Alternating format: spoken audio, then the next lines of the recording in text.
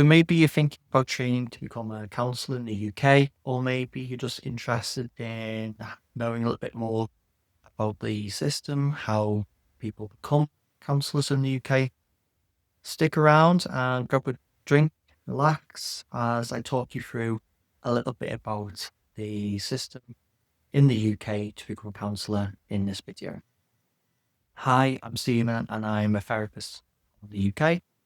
I work predominantly with individuals experiencing existential crisis, as well as working with couples who are experiencing some kind of communication breakdown. Before I get into the process, I want to make it very clear at the start that there are different ways you can train to become a counsellor in the UK. The two main routes tend to be either going down the university route, or you can go to a adult night school college and you can train that way doing levels 2, 3 and 4. I will be concentrating in this video more about the night school college adult education route as opposed to the university route. Before I get into that into more detail, I just want to say, first of all, there are degrees out there. You can do a degree in counselling at universities. The only thing to be very careful about is the degree itself. Is the degree in psychology? Which, if it is, then it doesn't necessarily mean you can become a counsellor. Whereas if it's a degree in counselling, then it may be a route to become recognised by one of the boards in the UK.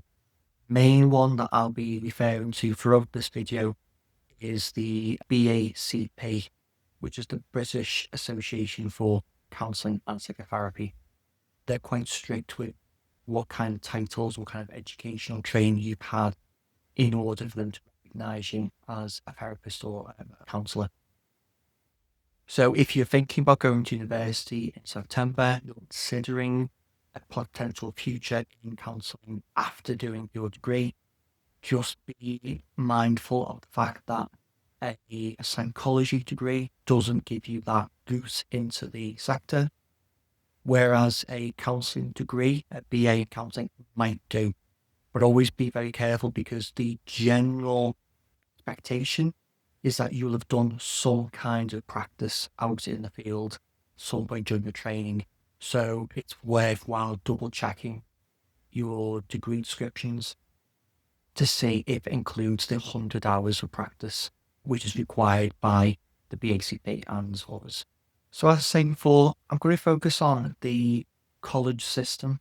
So this is where people like myself went back to college. Maybe we've come in from different backgrounds in terms of other careers. We've been doing some kind of job already, and we decided, okay, now I'd like to change careers, maybe do something new in our lives.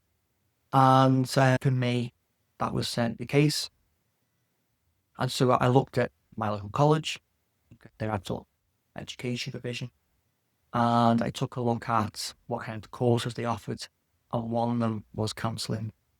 Now, with the college systems, they might advertise a number of different levels of courses. The important thing to bear in mind is the levels. So there is level 2, 3, 4. There's also 5 and 6. I'll talk about that later. But for now, let's just focus on levels 2, 3, and 4.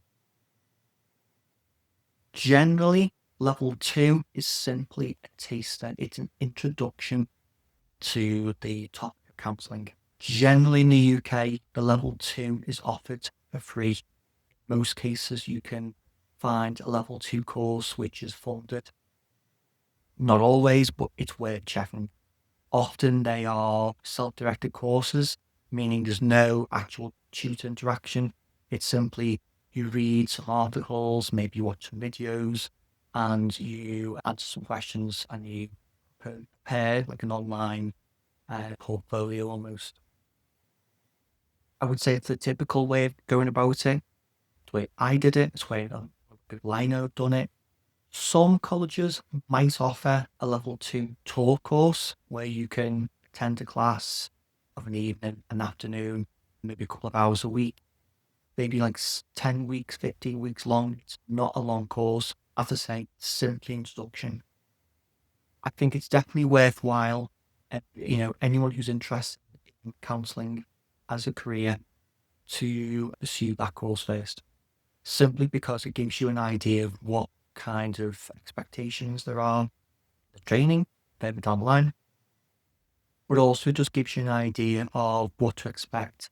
I think big part of the training overall to become a counsellor in the UK is that managing expectations.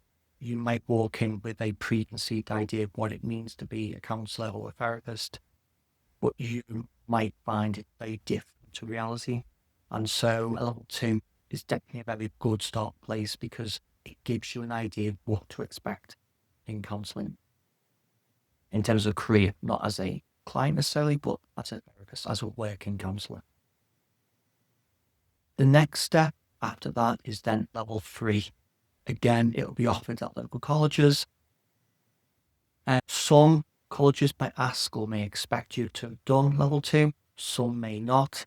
It can vary from location to location, so double check that, of course. But level 3 is very theory based, I would say generally. It's often a year. Some colleges offer a fast track program. What does that mean? So the full year would be a full academic year, so that's September through to July.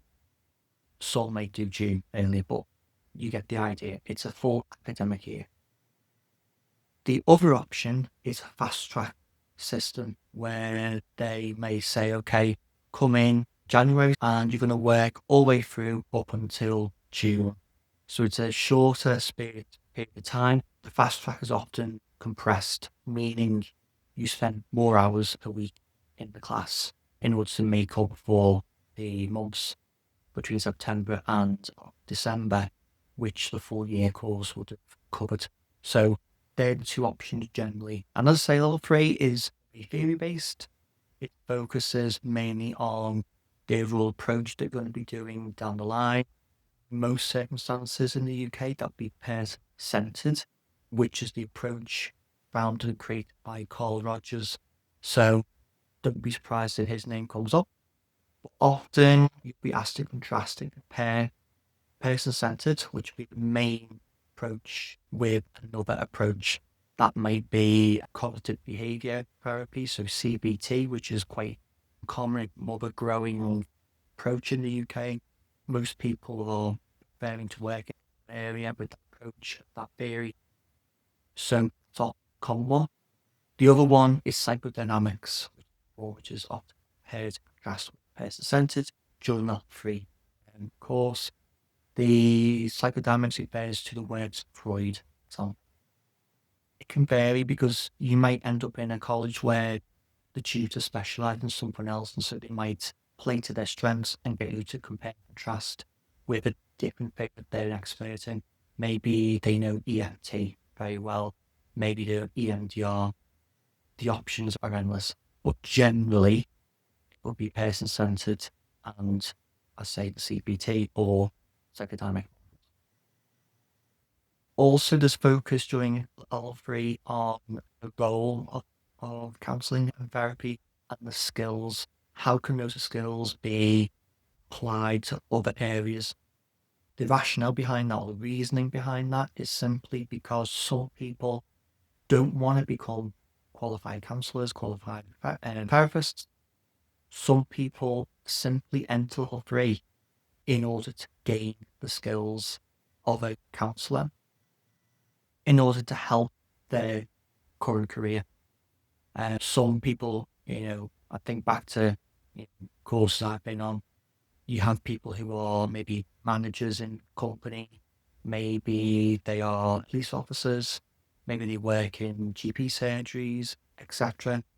And so they cause the course to learn those skills which they can embed in their current professions. So the idea of acquiring the skills is just for counselling. Some people acquire those skills in order to take away in their current careers. So level 3 you get quite a mixed bag of people. Some people, as I say, it's in order to become a counsellor, their intention down the line. Others, it's simply continuous professional development, which will ultimately help them down the line in their own way.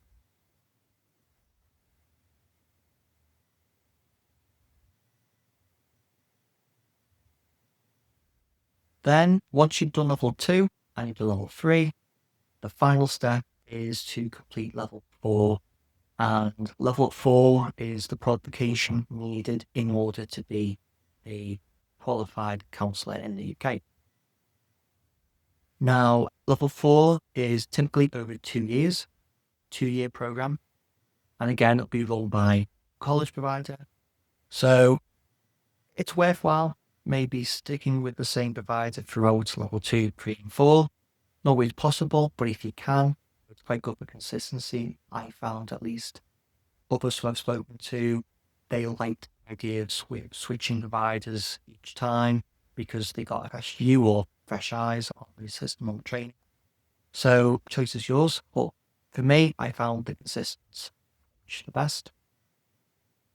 So going on to level 4, as I say, it's a 2-year program, and in there it's a mixture of both theory and out in the field, working with real clients. It's not just in course, because in level 3, for example, you will be paired up with people in your class and you will use counselling skills. You practice your counselling skills that you're acquiring with each other course. 4, you're going to go out onto placements. You'll be asked or you'll be instructed to go out and find voluntary work, voluntary placements in local organisations, maybe working with bereavement, working in charities, dealing with women's issues. The list can go on. And so during placements, you'll have to build up a total of 100 hours of placement. So you have to do 100 hours of client work, which will be checked by a supervisor. Well, there's 2, in fact. One is supervised within the organisation you're working in, and the second one is your clinical supervisor, who you will see either monthly or more often depending on your caseload. Typically during training, it'll be once a month because the numbers of hours you'll be doing per week out in agencies and charities.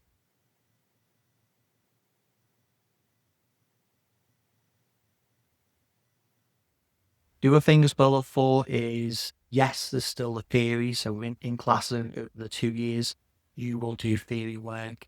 You may do some kind of research project, which is really interesting because it encourages you to really think about what counselling looks like in the UK, not just locally, but maybe regionally and nationally. So, if you're training, maybe you're training in Leeds, for example, so the research do might look at issues in Leeds, then you might look at issues broader in terms of Yorkshire, and then what it looks like on a national UK.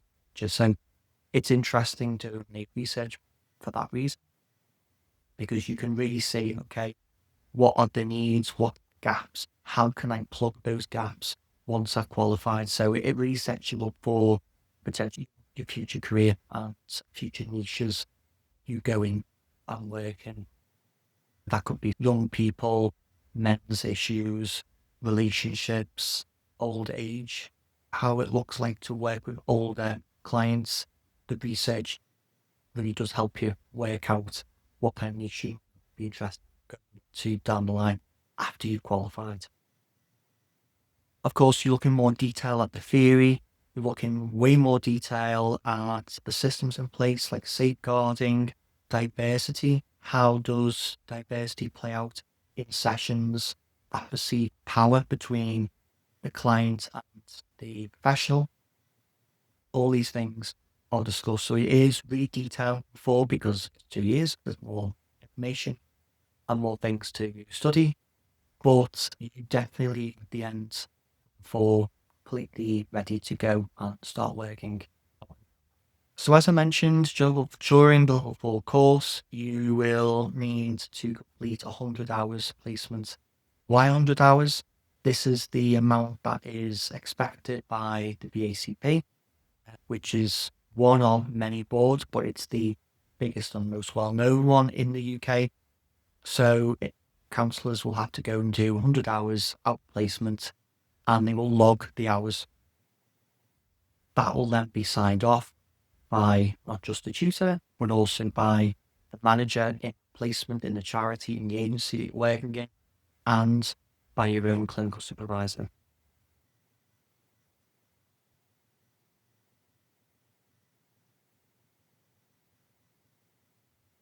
So once you've then done level 4, you've qualified, you can now start working, you've signed up to the BACP. Now, depending on the course, some courses are recognised by the BACP, and therefore you simply upstate membership when you start for program. Before you got in placement, you will need to become a member of the BACP as a student. Once you've qualified, you then change your membership data to say you're now a qualified counsellor. Some courses, however, you will have to still update your profile once you finish. You're not now a student, now you're a qualified counsellor. But some courses you will need to do a so-called COP. It's a exam that's set by the BACP, and it simply asks certain questions based on scenarios or case studies to demonstrate you can work ethically. It's really checking and ensuring that you gain that membership. Once you're qualified and you've got level 4, you can probably start working as counsellor. It is worth noting you still need to do a training each year as a member of the BACP. So that is classed as continuous professional development. And there's different things that you can do some work in. It could be, for example, learning about autism. It could be learning about safeguarding. It might be deepening your awareness, understanding of how diversity might play out in counselling. There's a whole wrap of different things you could potentially go and look at. But one thing which some people decide to do after they've qualified is go and do a level 5. Most common one in the UK is CBT. So a lot of people decide once they finish their training, the initial training, they decide to go and do a cognitive behaviour therapy qualification in level 5. Some people might decide another approach. CBT tends to be the most popular one, simply because it's one that the NHS is keen to see used. When you think about counselling in the UK, maybe if done counselling, been through counselling, you've done some research and looked up counsellors online, you will see CBT comes up over and over again. It's a pretty popular one nowadays. So as a consequence, a lot of people do go down level 5 CBT. And even further down in someone's career, maybe after 2, 3, 4 more years qualified, some people then decide to do level 6 in supervision. That means that they can then supervise counsellors, both students and qualified counsellors. Some people decide once they complete level 4 to go and do a degree top-up. It's also a possibility.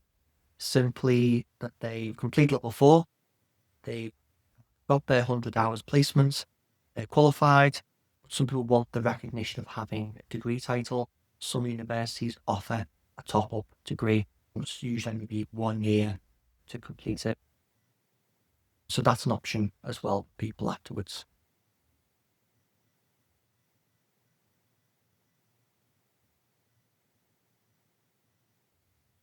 My general advice to anyone who is thinking about becoming a counsellor, who wants to train in counselling, level 2, I say it's a great starting place. Even if you are considering doing a degree down the line, maybe you're in sixth form, doing A-levels, waiting to see results. Maybe you're thinking next year, not this September coming, but next September, you're thinking about doing a counselling degree. Have a look at level 2, see if you can do level 2 beforehand. just to get an idea of what's expected. But some things I would just point out very briefly are don't go in expecting to learn all the answers and to prescribe different advice and opinions out on people based on what you heard.